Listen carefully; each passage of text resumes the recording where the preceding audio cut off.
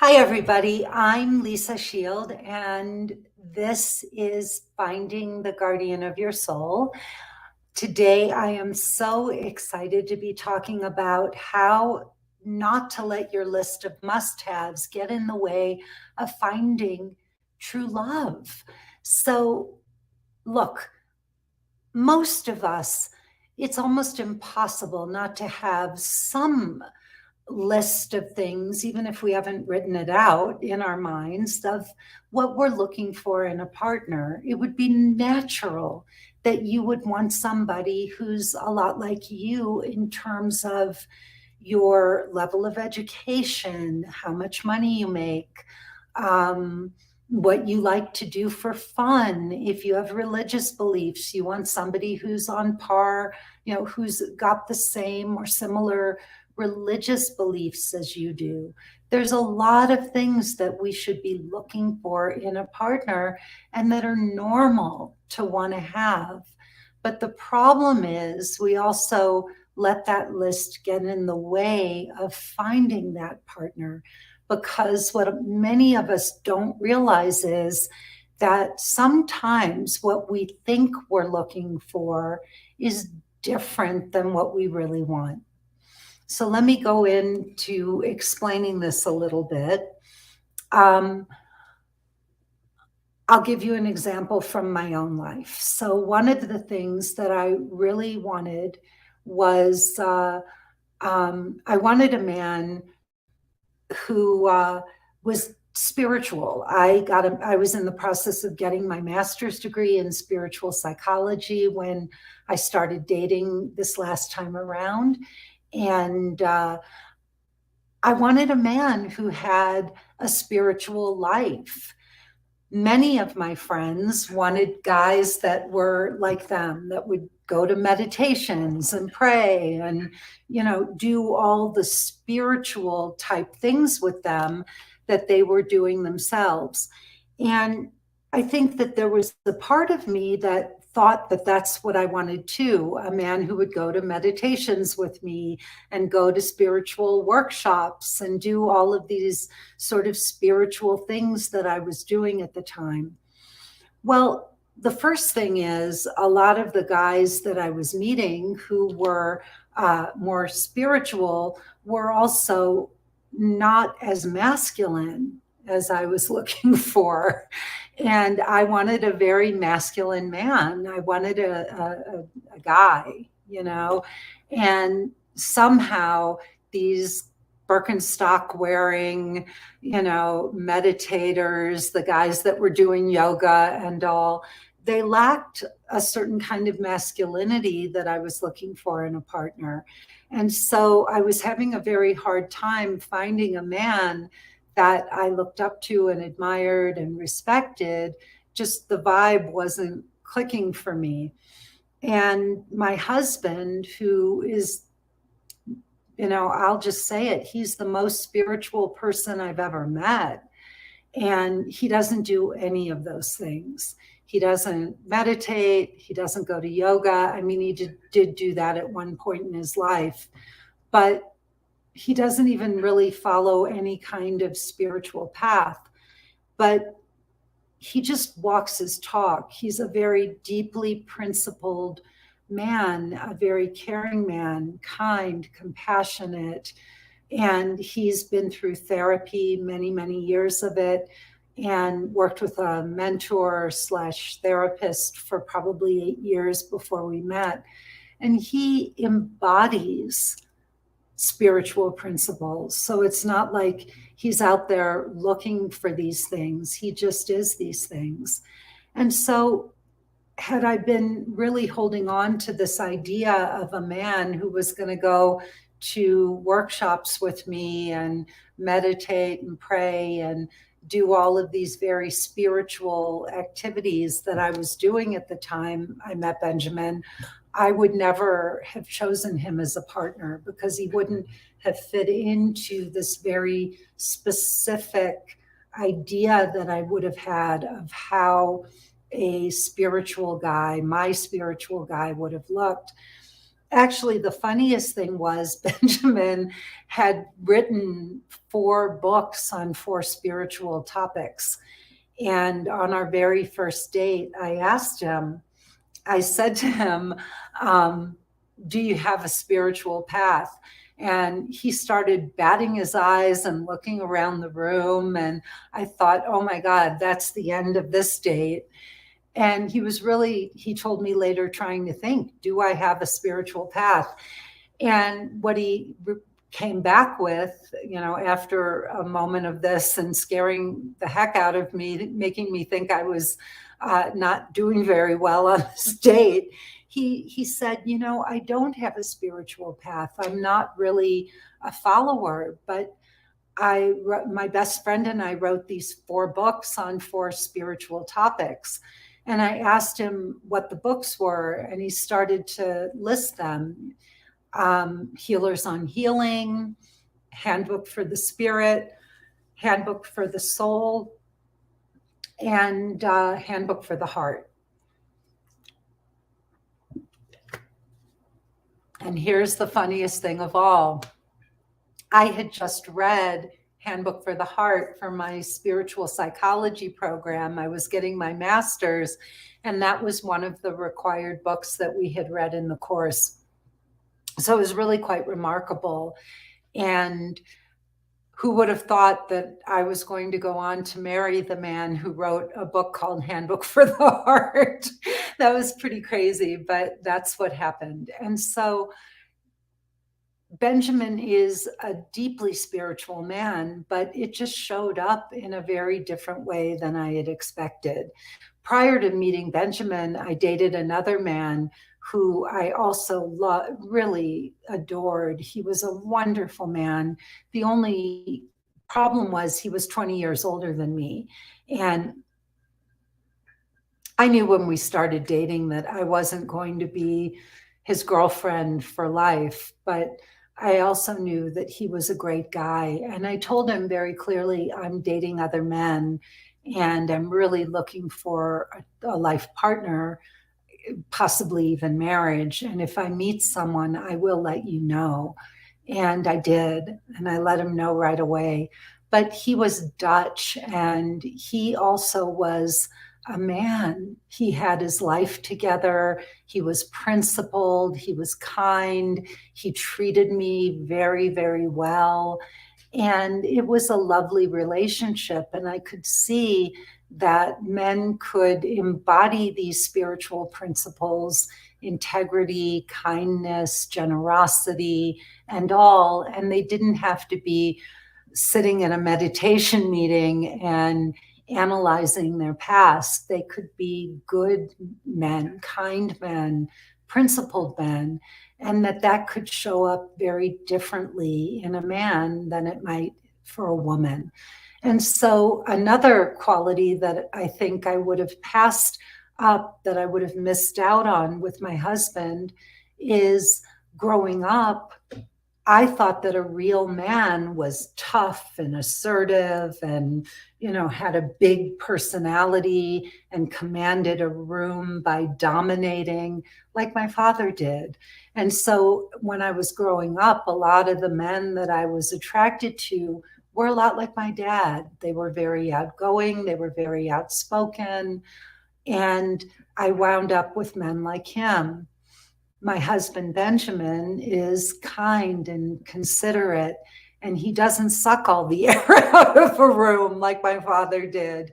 And what's beautiful about Benjamin is, had I stuck to my list of what I thought I wanted in a partner, I would have missed out on him, because he is kind. And I, at one time, really felt like kindness was a weakness, and that a real man was tough. And he may have been tough and fair, but I would have seen kindness as a weakness. And I would have passed that over. And I would have met a man like Benjamin and thought, oh my God, I could walk all over this guy. And I probably would have walked all over him, but he would have also disappeared. He would not disappeared, but he wouldn't have wanted to date me, because I would have been trying to walk over him, and he wouldn't have been attracted to me if I had been doing that. So these lists of things that we really think we want, you may know what you want. You may have a very good idea of that, but it might show up differently than you expect it to. We have a client who is dating a man right now who didn't even go to college. She's college educated, she's bright and all. He went to culinary school, and she never imagined herself dating a man who didn't have a college degree. But he has so many wonderful qualities. And every time I talk to her, she just says, and he's such a sweetheart. And he's such a sweetheart, and her eyes glow when she talks about him. And she said, he's got a very unconventional job, but he's so responsible and he loves his work.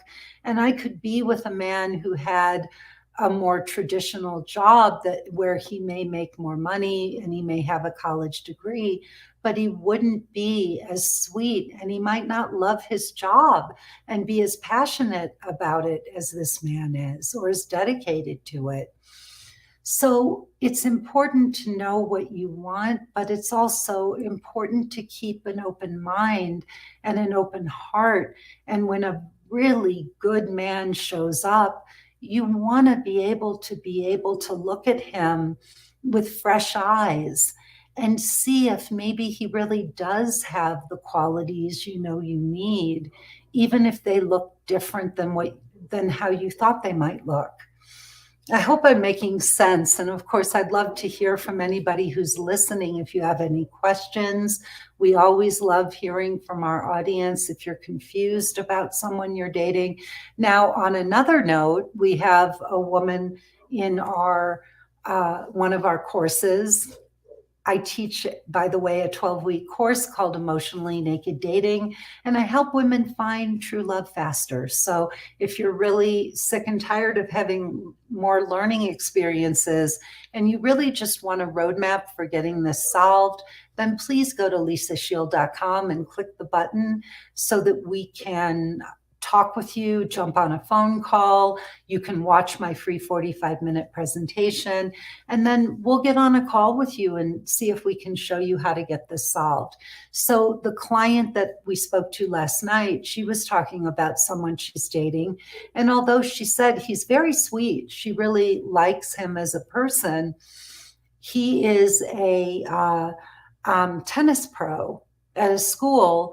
And the problem is he's a tennis pro, she's a dentist, she's highly educated. And as sweet as this man is, she doesn't even play tennis. So this is his passion, to be a top tennis pro, but she doesn't know anything about tennis. She doesn't even play. And so I don't think that this is going to be a great match, because they don't even she doesn't share his passion for tennis. If she did, I think it might be a different story. But in this particular situation, it's probably not going to work because of that. So it's important to know where you draw those lines. We have many, many, many women in our programs who thought they were going to wind up with CEOs and high-level executives. And what they found was these men just didn't even have the time to spend with them. They didn't have the time in their schedules to actually do the things that they wanted to do. And so they were always coming second to their work, to the travel, to these late night meetings. And the women were always trying to fit into the men's schedules. And they realized, I thought I wanted a man who was a CEO because that seems really sexy from afar. But when they got up close and personal, they saw that these men really didn't have room in their lives for a woman, for a partner. And sure, some of these guys, of course, they do get married and they have families and all, but very, very often the women are second. to their jobs because they have so many demands and so many responsibilities. I'm curious if anyone out there is in a similar situation where you've met a guy that you really, really like, but there are some things about him that are not working for you, or maybe there's some surprises. Maybe you met a guy and you're actually surprised that he's not who you thought he would be, but he's turning out to be hold your interest, and he's actually showing up for you and surprising you. Most of the women who go through our 12-week course wind up with men they never expected. Like, if I were to ask a room full of my former clients who are now in love and with their, what we call the guardians of their souls, many, many, many of those women will say, Lisa, you know, it's shocking, but no, he's nothing like what I was expecting, even though he's so much more than what I wanted. So I'm curious if anybody is having a similar experience. I know that I actually thought I'd wind up with a professional, you know, a doctor, a lawyer, somebody, you know, along those lines. My husband does have a PhD, but he is a body worker. He works on soft tissue injury, and he is one of the most, well, he's world renowned. He actually, for anybody who knows, Benjamin just got invited to teach at Esalen in Northern California, up in Big Sur. We, just as a point of interest, we went to Big Sur for our honeymoon, and we stopped by Esalen while we were up there. So we'll be going back, only this time we'll be guests of Esalen, which would actually be quite wonderful. I'm very excited about this. He just told me today that that's happening. So I'm curious, has anybody been surprised? Is anybody stuck or on the fence and unsure about whether or not this is their guy, right? If they're compromising too much, maybe you've met a guy and you're trying to throw your list away, and you realize that that list may be costing you and causing you to filter out some really good men. And so in trying to open up your mind and your heart to some other men, maybe you're finding that it's maybe you're finding that you're confused about whether or not this person is really right for you. So it's very, very difficult. If you watch my 45-minute presentation, there are 5 shifts, and one of those shifts to finding true love is to throw away that list. Because think about this, every time you put more criteria on that list, you wind up cutting out more and more people. So every time, when I worked at eHarmony, every time somebody would put more and more criteria on their lists, their pool just became smaller and smaller and smaller. And it didn't just cut out a few people, it cut out huge segments of the population. So for many people, they have restricted themselves so much that nobody could possibly fit that list. Nobody. It would be an impossibility for anybody to have all the things on the list. When people do my course, we actually walk them through a process to come up with what I call your final 5. Your final 5 are the 5 must-haves, the 5 things that you cannot live without. So they are 5 things that you've sacrificed or compromised in the past that you must have in order to find your guy. And these are things that you thought you could do without that you really can't.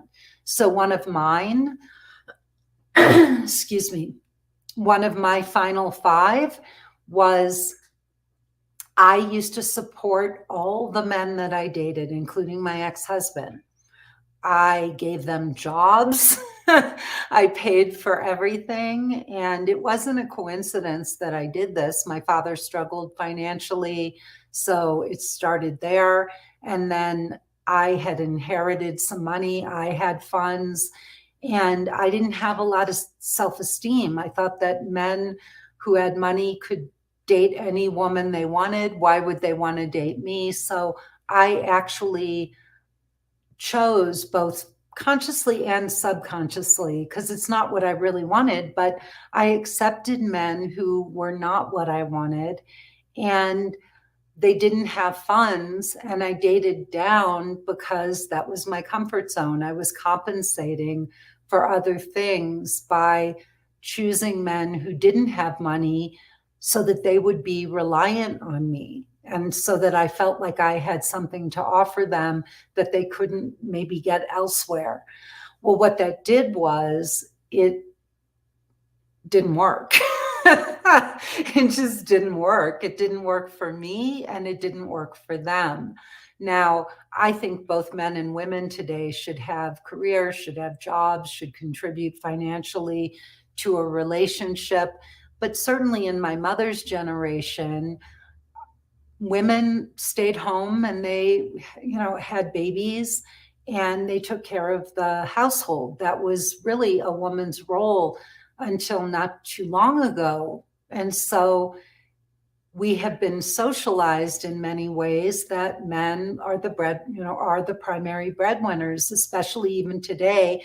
If a couple has children, it is the woman who still has the bulk of the responsibility for the child. So very often, even if a woman has a thriving, important career, she will very likely try to put her kids in a school that's closer to her work than her husband's work, because if there's a problem, she will be the one to go to the school and get the kids and bring them home if they're sick or whatever.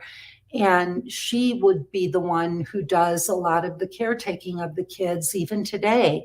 And so often men still feel like their contribution to a marriage is to be the primary breadwinner. And when you take that away from a man, when the woman is the woman bears the children, she has the primary career or job, and she takes care of the kids, she's sort of doing all of those things.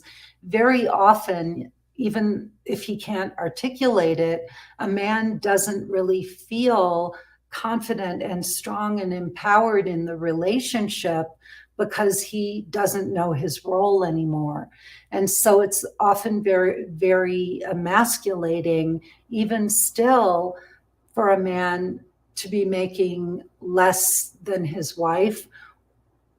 And so it's not a good situation. In all of my relationships, I was the primary breadwinner until my current marriage, and it just didn't work. I lost respect for the men I was with, and they felt emasculated and like they weren't measuring up. And I didn't know how this was affecting us in the relationship, but I knew it wasn't healthy. It was killing our sex life. It was taking a toll on our emotional connection. And so those relationships didn't work, but I had to look at myself and ask myself why I chose those men, why I said yes to them, and why I chose to stay in those relationships. And it's because I thought that I couldn't be with a man who was on my level financially or even a little above me. So it took a lot of work on myself to admit that, and then to stop dating men who didn't have solid careers and who were not good breadwinners. And I have to say that shifting that dynamic was huge, huge. So in my program, we look at that, like, why did you settle for those things in the past? Why did you keep dating addicts? Or why did you keep picking emotionally unavailable men? And looking at your part in that and then being able to say, okay, what do I have to change inside of myself in order to attract a man who does have those qualities? And in my program, the guy that you meet has to have all five, not one, not two, not three, not four, all five of those qualities. And then my women get a wish list of 10 other things that they would like. And that's it. They have their final five in their wish list of 10. And that's really what they go into the dating world and look for. And it's powerful. It really is powerful to reduce everything to those two lists. And so many of my clients will come back and say after they meet their guy, the final five was what did it. It really raised the bar. It helped them clarify what they really needed and should be looking for in a future partner. And by sticking to that, they were able to find the guy they'd always been looking for. So it's a very powerful process that we walk you through in my program. You can't do it unless you do my program. So I got you there. Go click that link and watch my webinar and sign up for a call if you want to find out your final five. I'm just saying, many women would say this is the thing that led them to the guardian of their soul. So this process works. So you really want to be careful. It's okay to have a list, but it's got to be the right list, and it can only have the right amount of qualities. If you have a list that's too detailed, that's too exclusionary, you're going to cut out some very, very, very good people.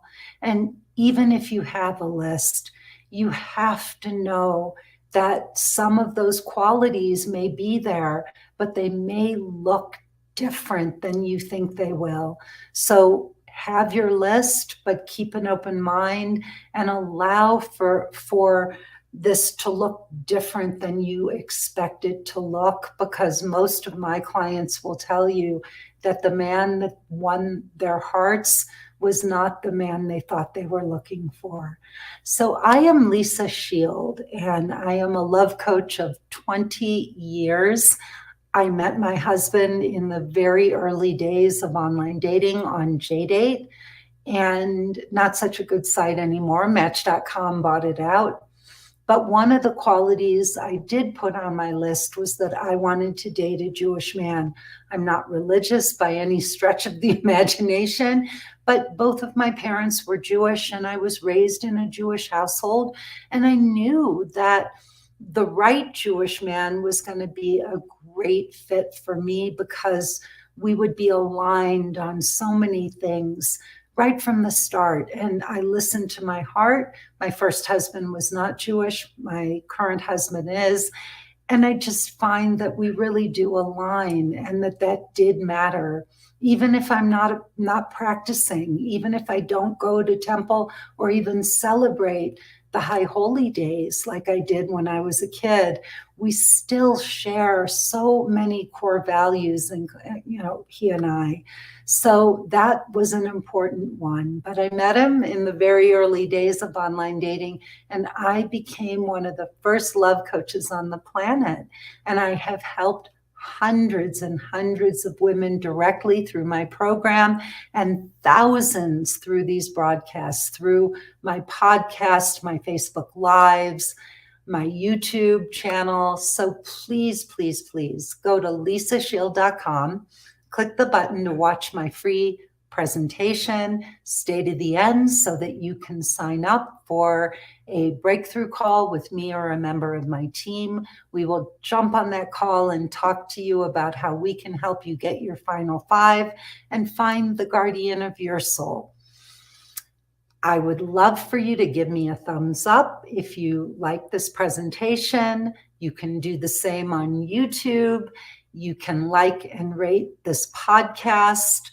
We listen to all of your feedback. We take it seriously. So please, please, please let us know your thoughts. If you love us, let us know. If you hate us, let us know. I've seen comments where people have said all she does is talk about herself. And she's a big yawn.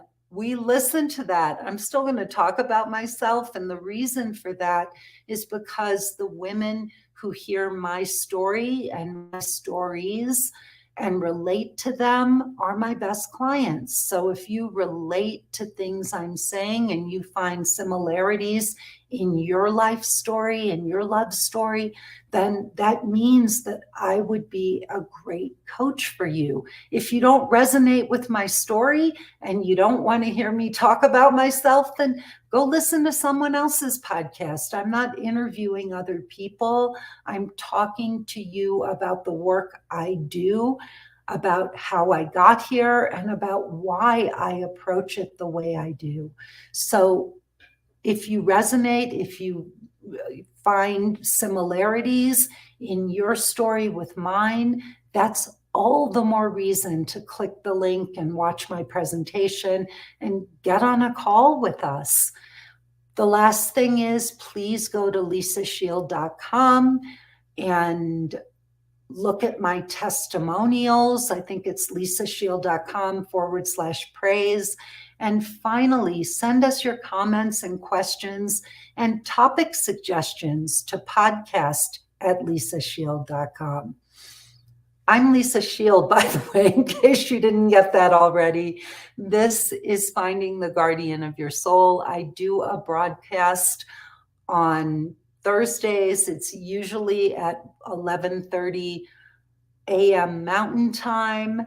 And I do a second broadcast on Sundays, and that one is with my husband. It's called Getting Inside the Right Male Mind, and that is at 10 a.m. Mountain Time. Please tell everyone you know, your sisters, your cousins, your aunts and uncles, your mother, your father, your brother. I think I may have already said that. And all of your friends and nieces and nephews about this broadcast. We are really wanting to spread the word. We are talking about finding love in a very different way than most other people. So please help us spread the word and come back and see us again and see me again. Thank you, thank you, thank you for being here today. And I look forward to next time. Bye-bye.